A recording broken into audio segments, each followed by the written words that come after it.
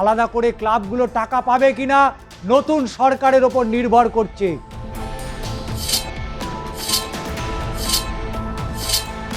ছাব্বিশে শারদীয়া উৎসব কি সেই জৌলুস থাকবে নাকি জৌলুস হারাবে? কলকাতার কোন পুজোয় অঞ্জলি দিতে দেখা যাবে দেশের প্রধানমন্ত্রীকে? যে পুজোগুলো একসময় নজর কেড়েছে সেই পুজোগুলো তারা কতটা নজর কাটতে পারবে? দুর্গাপুজোর মক্কা কি তাহলে এবার কলকাতা? দুর্গা পুজোর মক্কা এবার কি কলকাতায়? এই প্রশ্নই এখন সর্বত্র।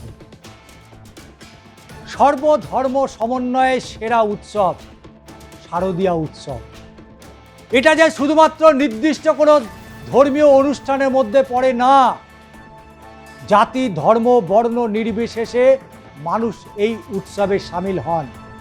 রাজ্যে পালা বদলে গেছে অনেক কিছু। রাজ্যের চিত্রটা যেন এক লহমায় অনেকটাই বদলেছে।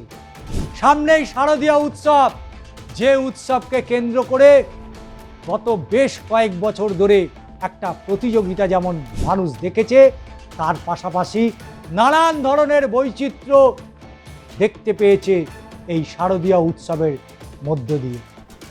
তবে বিগত বেশ কয়েক বছর ধরে সরকারের পক্ষ থেকে ক্লাবগুলোকে অনুদান দিয়েছে এবং অনুদানের মধ্যে দিয়ে ক্লাবগুলো যেন পুজোয় আরও তারা বেশ ঘনঘটা করতে পেরেছিল।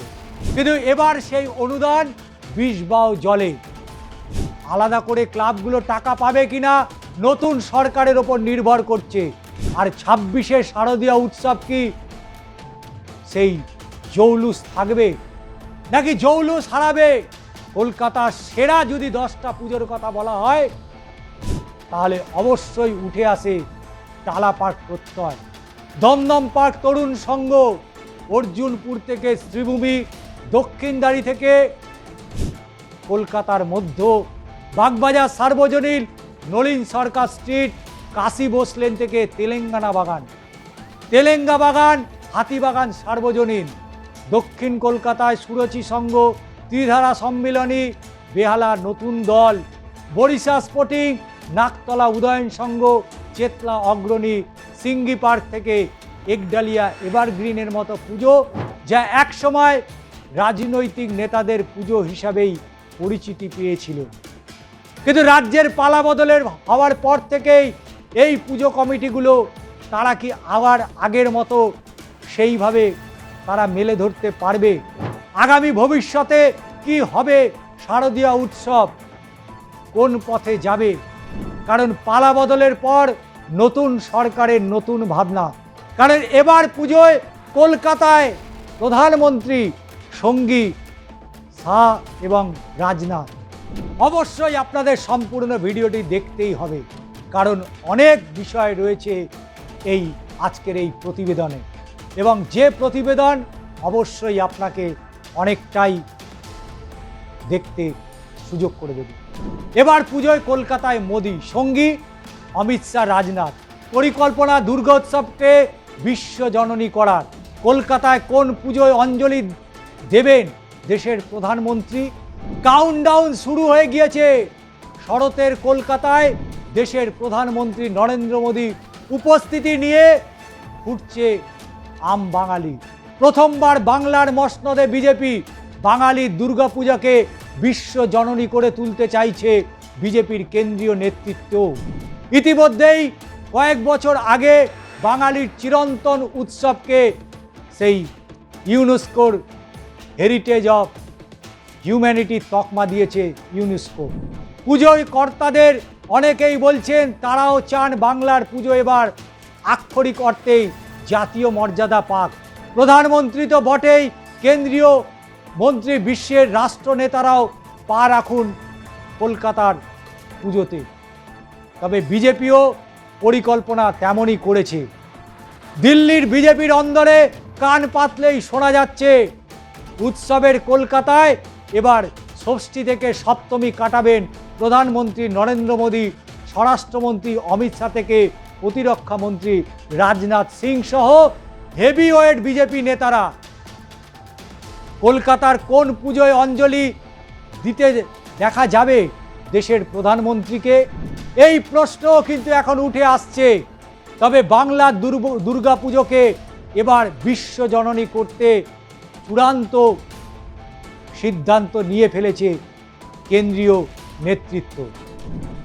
আর বাঙালির এই সেরা উৎসব, যে উৎসবকে কেন্দ্র করে আমরা বিগত বেশ কয়েক বছরে দেখেছিলাম যে মহালয়া থেকেই মানুষ রাস্তায় রাজপথে নেমে পড়তেন, নতুন জামাকাপড় পরে তারা নেমে পড়তেন।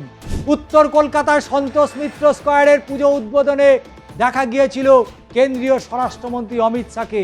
এবার পুজোর কর্মকর্তারা বিজেপি বিধায়ক সজল ঘোষ জানিয়েছেন বাঙালির শ্রেষ্ঠ উৎসব দুর্গাপুজো। বাংলায় প্রথমবার বিজেপি সরকার প্রতিষ্ঠিত হওয়ার পর প্রধানমন্ত্রী নরেন্দ্র মোদী এ শহরে পুজো উদ্বোধনে দেখা গেলেও অবাক হওয়ার কিছু থাকবে না।